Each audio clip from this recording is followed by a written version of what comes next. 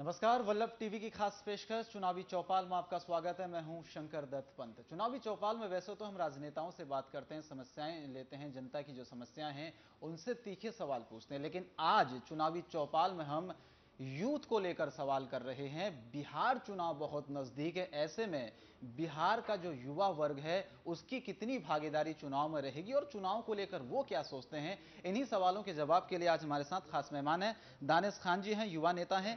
अजीत यादव जी हैं, छात्र अध्यक्ष हैं बिहार के। स्वागत है आप दोनों का वल्लभ टीवी के स्टूडियो में। दानिश जी, पहला सवाल मेरा आप ही से है। बिहार चुनाव बेहद नजदीक है, ऐसे में आपको क्या लगता है बिहार चुनाव पर जो युवा वर्ग है, यूथ है, वो क्या सोच रहा है इस वक्त? बिहार चुनाव जो अभी चल रहा है उसमें यूथ बिहार का बहुत हरास है। पॉलिटिकल जगह पे उसको कहीं पे कोई स्थान नहीं है जी। और यूथ में वही लोग चल रहे हैं जो पूर्वज से चले आ रहे हैं पॉलिटिकली। तो वो विरासत संभालने के लिए वैसे लोगों को, जिनके अपने बाप दादाओं का पहचान है राजनीतिक में, वैसे लोगों को टिकट दे के लोग यूथ की पहचान को बताना चाहते हैं, जो संघर्ष किया, राजनीतिक संघर्ष किया घर से निकल के। उन लोगों को पहचान देने के पक्ष में नहीं ये जो भी पार्टियां बिहार में, तमाम पार्टियों का यही हाल है। लेकिन दानिश जी, एक पलायन जो बहुत बड़ा मुद्दा बिहार में है, हम लगातार पूरे बिहार में जा रहे हैं, लोगों की राय ले रहे हैं। आज भी हमने कई कार्यक्रम इस पर किए और यूथ को लेकर बिहार के लोगों की जो सोच है, कहीं ना कहीं एक पॉजिटिव सोच वहां पर नजर आई। कुछ युवा थे, हमने उनसे बात की, पलायन की समस्या को लेकर बात की। तो लंबे वक्त से पलायन की समस्या बिहार में चली आ रही है, आपको क्या लगता है यह समस्या कैसे खत्म होगी? बिहार का यूथ बिहार में क्यों नहीं रहता है, बाहर क्यों जाता है? इसके पीछे वजह आपको क्या लगती है? वजह है कि यहाँ पे कोई रोजगार की व्यवस्था नहीं है जी। और सरकार के पास भी कोई व्यवस्था नहीं है, ना कोई योजना है, ना कोई पॉलिसी है। बस एक मानसिकता है, उसके माइंड को डेवलप करना, हौसला देना, बस इसके अलावा सरकार के पास कुछ नहीं। अप्लायंस से ही जो आता है इनकम बिहार में, उसी पे यहाँ की सरकार और व्यवस्था चलती है। सरकार के पास कुछ अपना तो है नहीं।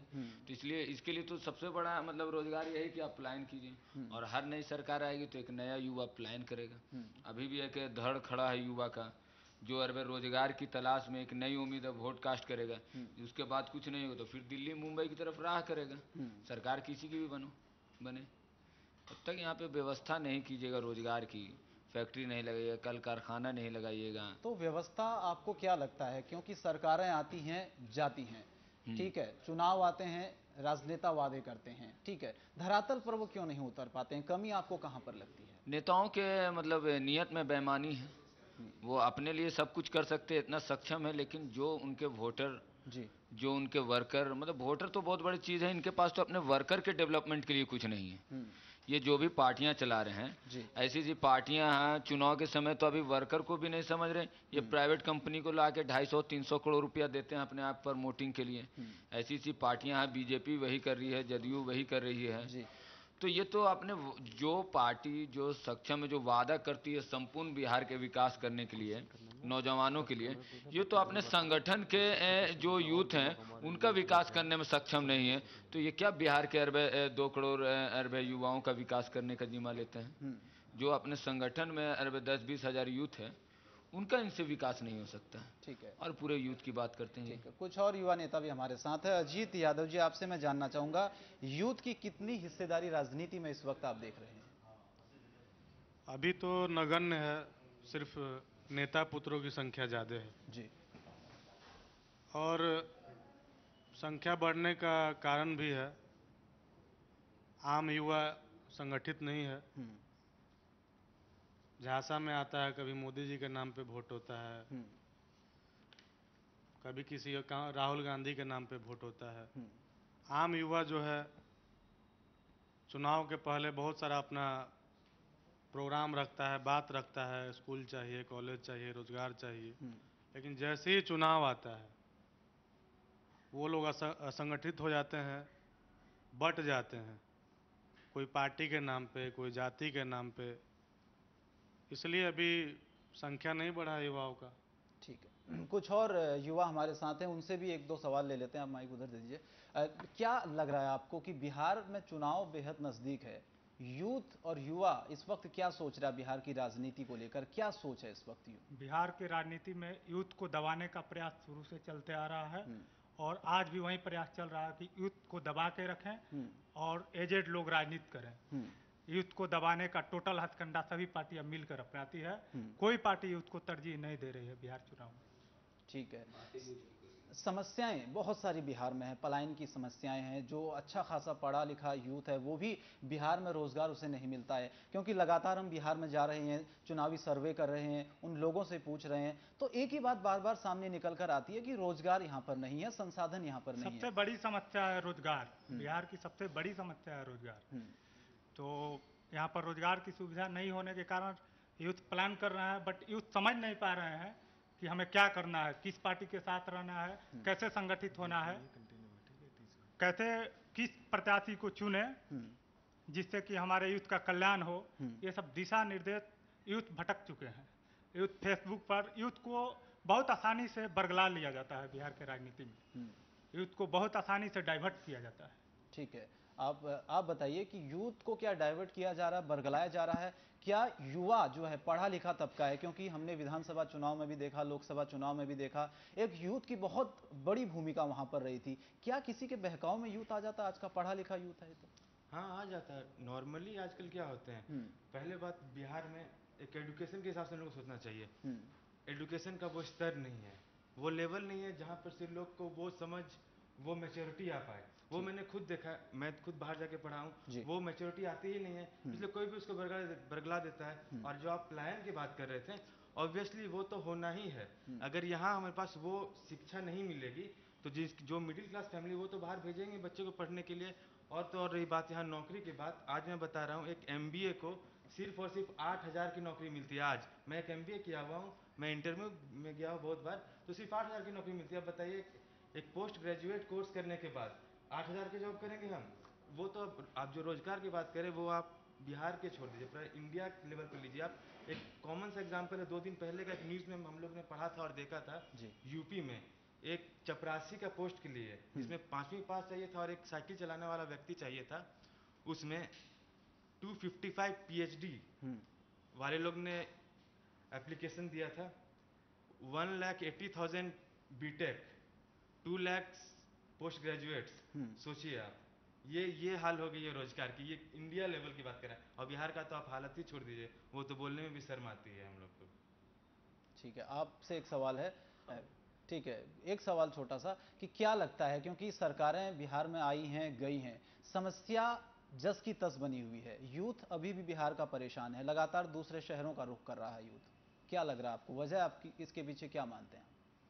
यूथ को मौका देना चाहिए। मौका देना चाहिए और वो अपनी लड़ाई खुद लड़ेंगे। तो मौका मिल रहा है बिहार में आपको? हर बड़े नेता यूथ को दबाना चाहते हैं और उसे कभी मौका देना नहीं चाहते। और एक बार भी मौका दीजिए, हो सकता है यूथ ऐसा काम करे जो बड़े नेता भी नहीं कर सकते। ठीक है, दानिश जी आपसे मेरा सवाल है, क्योंकि यूथ एक ऐसा तबका है जो बहुत बड़ा बदलाव कर सकता है चुनावों को लेकर। हमने इसका नतीजा विधानसभा चुनाव में देख लिया, लोकसभा चुनाव में देख लिया। मौजूदा स्थिति आपको बिहार में क्या लग रही है? इस वक्त क्या रुख लग रहा है यूथ की बिहार चुनाव में? क्या भूमिका आप मान रहे हैं? अगर भूमिका है तो कितनी ज्यादा है और कितना बदल सकता है इस चुनाव को यूथ? भूमिका तो अहम रोल है। अगर मान लिया यूथ ना हो तो कोई भी पार्टी हो या कोई संगठन हो या कारोबार ही हो, चलाया नहीं जा सकता है। ठीक है, तो मतलब यूथ का तो बहुत अहम रोल है, लेकिन यूथ की अपनी कोई भविष्य है नहीं। और जो लोग लीडर यूथ की बात करते हैं वो सिर्फ अपने ही औलाद और रिश्तेदार ही को यूथ समझते हैं, अपने वर्कर को नहीं समझते हैं। और हर पार्टी डिक्टेटर टाइप की हो चुकी है, जो मतलब वर्कर को सामाजिक कार्यकर्ता नहीं समझते हैं जी, वर्कर को गुलाम समझते हैं। इस तरह से ट्रीट करते हैं। अगर कोई वर्कर पार्टी की सही और यूथ का असली नज़रिया दिखाना चाहता है कि वो क्या चाहता है, तो उनको लगता है कि मुझे ये गलत चीज़ बता रहा, मैं जो अनुभव कर रहा हूँ। तो जो लोग संघर्ष नहीं, राजनीति संघर्ष किए नहीं हैं, तो वो क्या जानेंगे प्रॉब्लम की यूथ कैसे झेल रहे हैं। और यूथ यहाँ पे तो राजनीति में भी यूथ की बहुत लंबी भागीदारी है, करेगा क्या, क्योंकि रोजगार की तो व्यवस्था है नहीं। तो देखता है कि टाइम पास में पॉलिटिक्स से कर लेते हैं, कम हवा पानी टाइट रहेगा। तो ये पॉलिटिक्स करता है, यहाँ बहुत लंबी तादाद है, लेकिन हर चुनाव के बाद बहुत सारा कुर्ता पैजामा उतर जाता और दिल्ली प्लान कर जाता है। तो ये हालात है, रोजगार तो व्यवस्थित करते नहीं, तो यहाँ पे मजबूरी है यूथ के सामने, या हर मतलब इतनी व्यवस्था बिहार की गंदी हो चुकी है कि टोपी पहनाने का लोग अपना अपना काम कर रहा, अपना पेट पोस रहा, उनको मतलब इस तरह से सरवाइव कर रहा बिहार का लोग। सिस्टम में जो लोग हैं, जो सरकार के अंदर बने हुए लोग हैं, चाहे अच्छी इमेज वाले लीडर हों, या अच्छे बड़े ठेकेदार हों, या अच्छे बड़े अधिकारी हों, ये 3 लोगों के मामले में सरकार की व्यवस्था रह चुकी है। वही लोग, ये 3 लोग तरक्की कर रहे हैं, काला धन पे काला धन बढ़ता चला जा रहा है। अब मन से हो रहा काला धन हम वापस लाएंगे, तो काला धन कहाँ है इनको नहीं पता है, इनके घर में है, इनके पड़ोस वाले अधिकारी के पास है, पार्टी का बड़ा ठेकेदार जो है उनके पास है। तो ये हम लोग को स्विस बैंक दिखाते हैं, जहाँ काला धन इनको सब मालूम है, अपने घर में छापा मरवाई, दाएं बाएं मरवाई।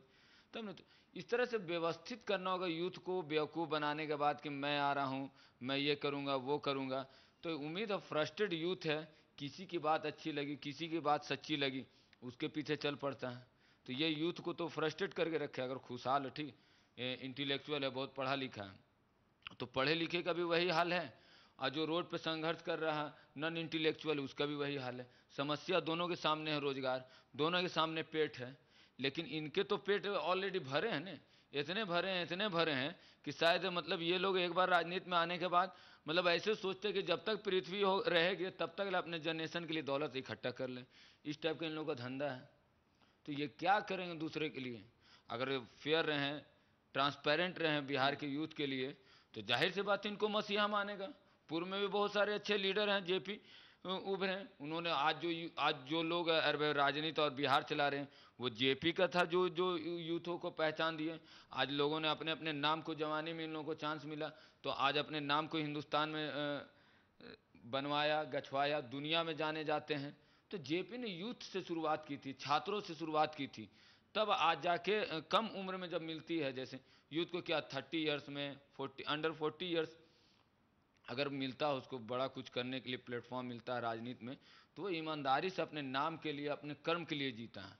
लेकिन एक उम्र हो जाता है 50 के बाद देते हो, तो उसके सामने अपनी फैमिली की जिम्मेवारी रहती है। राजनीति करने वाले के पीछे बहुत सारी चीज़ें छूट जाती है, जो वो अपने स्वार्थ में लग जाता है।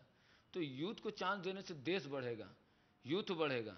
तो इसलिए 100% इन लोगों को आशीर्वाद देना चाहिए, नो डाउट। आज के यूथ को, अपने पूर्व के लीडर को, जो उन लोगों ने भी अच्छा किया है, उनका आदर्श होना चाहिए। लेकिन इनके अंदर होनी चाहिए कि मैं अपने जैसे औलादों को प्रमोट करता हूँ, उस तरह से दूसरे भी वर्कर को प्रमोट किया जाए, उनका भी हक है। तो यूथ का ख्याल क्यों नहीं रखा जा रहा है सरकारों की तरफ से, चाहे वो कोई भी सरकारों को गुलाम बना के, पॉलिटिकल पार्टी में गुलाम बना के रखना है, ताकि जहां भी हो तो 4 यूथ कहे तुम्हारा ब्रिक नंबर है, तुम जो जान प्राण सब लगा देता, घर का जमीन उमीन बेच देता कि अबरी के MLA बन जाएंगे, तो अपने दोस्त यार वगैरह वगैरह समाज के लिए और अपने मोहल्ले के लिए, गांव के लिए कुछ बड़ा कर देंगे। तो इस तरह सिर्फ सपना को दिखा के बरगलाया जा रहा है। हाँ, बरगलाया जा रहा है। लेकिन बरगलाया जा रहा है। मैं आपसे जानना चाहूंगा दानिश जी, यूथ तो पढ़ा लिखा है, इस चीज को समझ रहा है, वो फिर उन चीजों में पढ़ाई चली जाती है, गायब हो जाती है जब पेट में आग लगी रहती है। शौक है, पूरे शहर में ब्रांड खुल गया है, ये अमेरिका से है, ये लंदन से है, और आजकल भूखा कोई नहीं सो रहा है। लेकिन इतनी चमक धमक मार्केट में आ चुकी है, हर आदमी अच्छे खाना चाहता है, अच्छा पहनना चाहता है, अच्छी जॉब करना चाहता है, अच्छी गाड़ियों से घूमना चाहता है। तो ये लोग तो घूम लेते हैं, गरीबों के लीडर के बाल बच्चे और गरीब के लीडर लोग, ये लोग तो घूम लेते हैं। लेकिन वो जो संघर्ष कर रहा है उसके भी शौक होते हैं। तो ये शौक के लिए मतलब फ्रस्ट्रेशन ज़्यादा बढ़ा हुआ है। तो इस पे इन लोगों का कोई ध्यान नहीं है।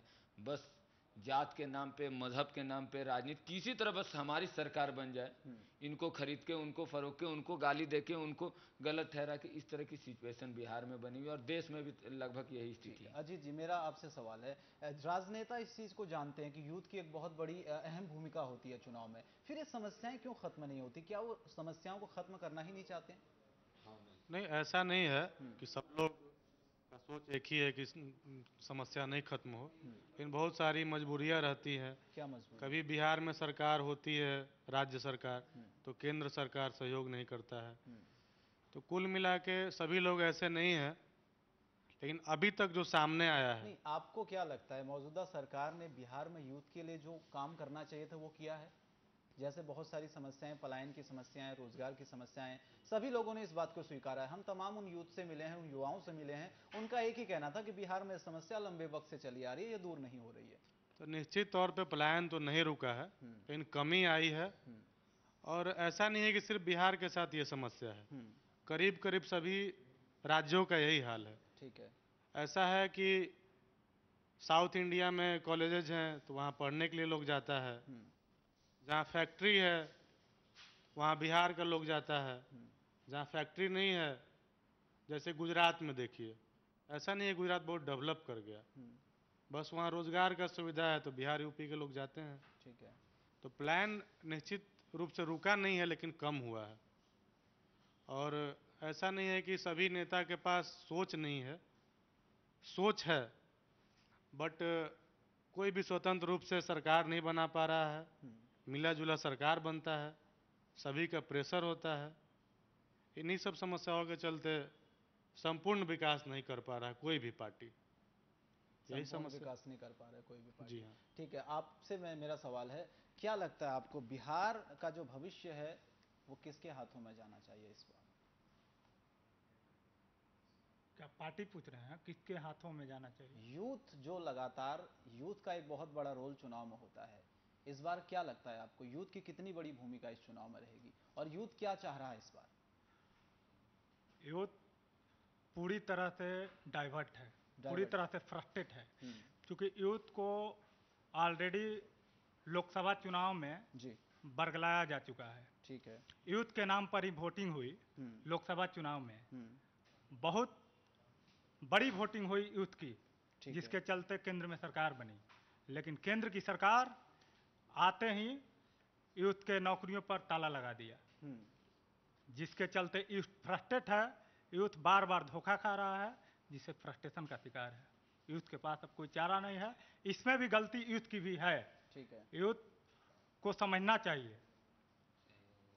यूथ को समझना चाहिए कि हमें किस सरकार का समर्थन करना चाहिए, एकत्रित होना चाहिए, संगठित होना चाहिए, यूथ को आपस में सलाह करना चाहिए। बिल्कुल सोचना चाहिए, यूथ को समझना होगा, मौजूदा राजनीतिक जो परिभाषा है उसको समझना होगा, मौजूदा राजनीतिक स्थिति को समझना होगा।